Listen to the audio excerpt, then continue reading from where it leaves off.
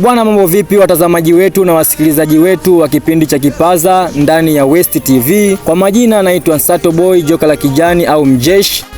Katika kutembea kwetu leo tumekutana na mtumishi wa Mungu ambaye mtumishi anafanya gospel music na atajitambulisha kwamba yeye ni nani. Umeshaona anafanya kazi gani, atajitambulisha vile vile. Mtumishi wa Mungu, karibu jitambulishe. Kwa majina naitwa Diao Daniel Mheni, lakini katika mitandao ya kijamii na jina nalotumia katika huduma yangu au sanaa yangu namaanisha muziki ni Diao the Gospel. Yes, sawa mtumishi. Sasa watu wanataka kujua mtumishi kwamba kwa nini umejiita Gospel? Nimejiita Diao the Gospel kwa sababu Diao ni uwakilishi wa jina langu halisi, lakini bado sikuona linahitaji marekebisho katika namna ya kukaa kimaadili zaidi, kusanifu au kuakisi kile ninachokifanya. Kwa hiyo Diao the Gospel tunafahamu Gospel ni mwinjilisti, ni mtumishi wa Mungu, mtu anayetumika kwa kazi ya Mungu. Kwa hiyo Diao the Gospel hii ilikuja kukaa na kuleta maana, ni mtumishi wa Mungu. Jina hili likikaa katika namna hii itakuwa bora zaidi.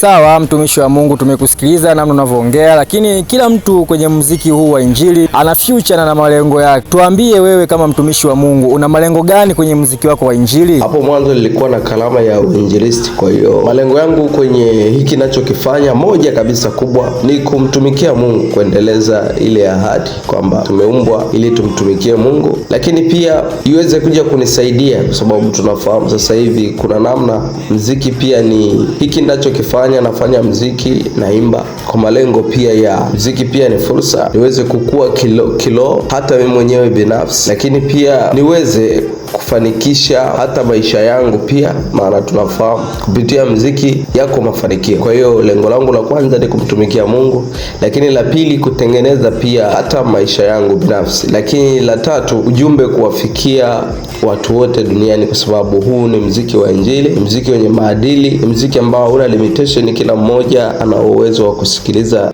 Okay, sawa mtumishi. Sasa mpaka sasa umeshatoa ngoma ngapi na ngoma ngapi ziko kwenye mitandao ya kijamii?